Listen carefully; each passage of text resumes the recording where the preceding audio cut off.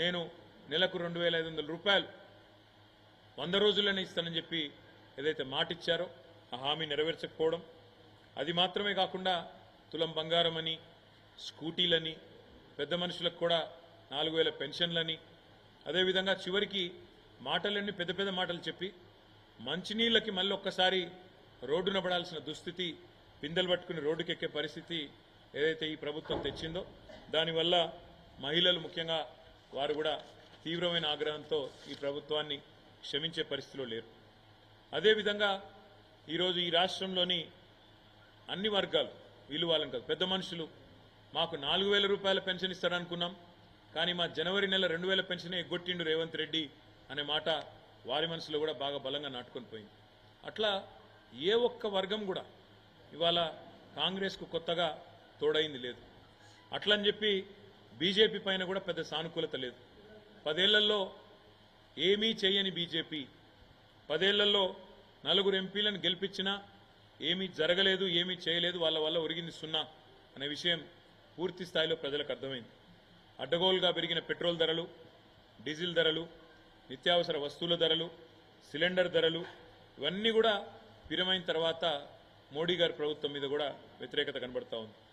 మేము కూడా చాలా ఆలోచనతోనే ప్రతి నియోజకవర్గంలో ఈసారి బలమైన అభ్యర్థులను, అందులో కూడా సామాజిక సమతూకాన్ని పాటిస్తూ 17 పార్లమెంటు సీట్లకు గాను 12 జనరల్ సీట్లుంటే అందులో 50% అంటే సగం బీసీ అభ్యర్థులకు కేటాయించి మరి ఒక సామాజిక సమతూకాన్ని పాటించింది, బలహీన వర్గాలకు న్యాయం చేసింది బీఆర్ఎస్ పార్టీ. అదేవిధంగా అభ్యర్థులు కూడా చాలామంది సీనియర్ నాయకులు, బలమైన నాయకులు, బ్రహ్మాండంగా గతం నుంచి కూడా కార్యకర్తలతో మంచి సంబంధాలు, పార్టీతో ప్రజలతో మంచి సంబంధాలున్న నాయకులకు మెయిన్ టికెట్లు ఇస్తే కాంగ్రెస్ పార్టీ మాత్రం చివరి నిమిషంలో వచ్చిన పారాషూట్ లీడర్లు, అందులో ముఖ్యంగా బీఆర్ఎస్లోంచి ఇతర పార్టీలోంచి ఎత్తుకొని పోయిన పారాషూట్ లీడర్లకు కాంగ్రెస్ కానీ బీజేపీ కానీ దాదాపు 6-7 చోట్ల బీజేపీ అభ్యర్థులు మా పార్టీలోంచి పోయిన వాళ్ళే, 4-5 చోట్ల కాంగ్రెస్ అభ్యర్థులు కూడా మా పార్టీలోంచి పోయిన వాళ్ళే. కాబట్టి సొంత పార్టీలోనే, వాళ్ళ సొంత పార్టీ కాంగ్రెస్లోనే వారి పట్ల విముఖత, వ్యతిరేకత కూడా స్పష్టంగా కనబడ్డది. మా అభ్యర్థుల పట్ల సానుకూలత, వారి అభ్యర్థుల పట్ల వ్యతిరేకత. మొదలు ఒక 2 నెలల కిందట అసలు బీఆర్ఎస్కు సీట్లే రావు, ఒక్క సీటు కూడా వస్తే ఎక్కువ అని చెప్పి స్వయంగా ముఖ్యమంత్రి రేవంత్ రెడ్డి ఒక్క సీటన్నా గెలుచుకొని చూపెట్టండి అన్న పరిస్థితి నుంచి ఇవాళ 2 జాతీయ పార్టీలకు ముచ్చెమటలు పట్టించే స్థితి నెల రోజుల లోపలనే తెచ్చింది మా గులాబీ దండు, మా గులాబీ సైనికులు అనే మాట కూడా నేను విజ్ఞప్తి చేస్తా ఉన్నా.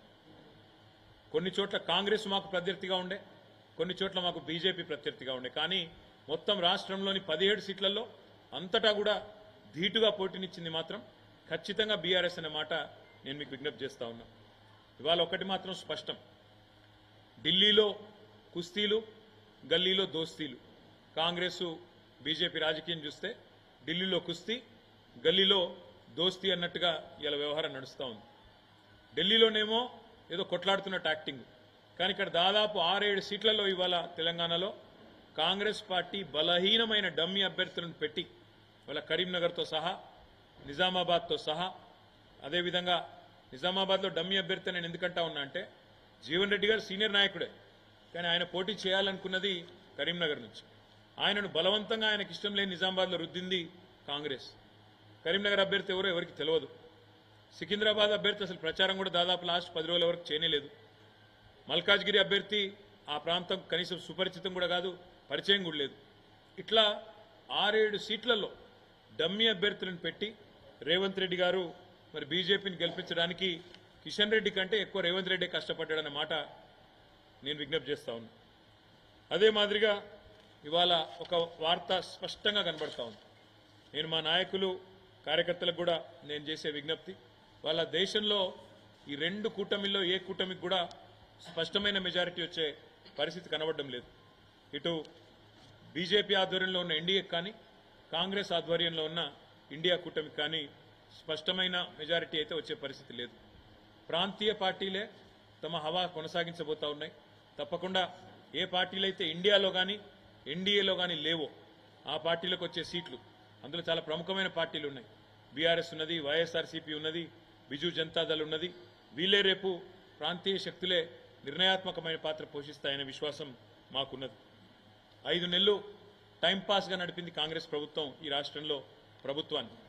ప్రజల సమస్యల పట్ల కానీ ప్రజల అవసరాల పట్ల కానీ అవగాహన లేకుండా అన్ని చిల్లరమల్లర అంశాలు తీసుకొని కొన్ని రోజులు మేడిగడ్డ మీద టైంపాస్ పేరు మీద, కొన్ని రోజులు శ్వేతపత్రాల పేరు మీద టైంపాస్, కొన్ని రోజులు ఫోన్ ట్యాపింగ్ అని టైంపాస్, రకరకాలుగా ప్రజల దృష్టిని మరల్చడానికి చిల్లరమల్లర ప్రయత్నాలు చేసి చివరికి కొంతమంది నాయకులను మా పార్టీ వాళ్ళని గుంజుకున్నా మా క్యాడర్ మాత్రం బలంగా నిలదొక్కున్నది, నిలబడ్డది.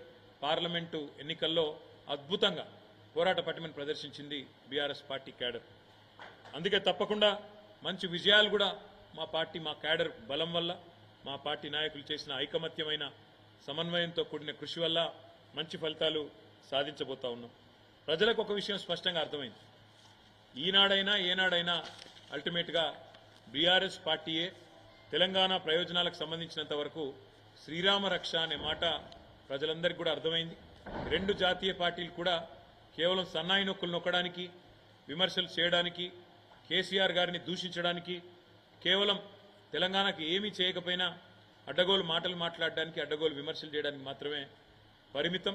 వీళ్ళ వల్ల అంతకంటే ఏమి కాదు అనే మాట కూడా అర్థమైంది. చివరిగా నేను చేసే విజ్ఞప్తి, నేను చెప్పే మాట ఒకటే. ఇవాళ మా పార్టీ నాయకులు, మా పార్టీ కార్యకర్తలు ఎవరెవరైతే ఈ ఎన్నికల్లో అద్భుతమైన పని చేసినారో వారందరికీ ధన్యవాదాలు తెలియజేసుకుంటూనే వారికి ఇంకొక మాట కూడా నేను విజ్ఞప్తి చేస్తా ఉన్నాను. మీరు చేసిన కృషి, మీరు చేసిన ప్రయత్నం ఉత్తగానే పోదు. పార్లమెంట్ ఎన్నికల్లో మంచి ఫలితాలతో పాటు, మంచి ఓట్లతో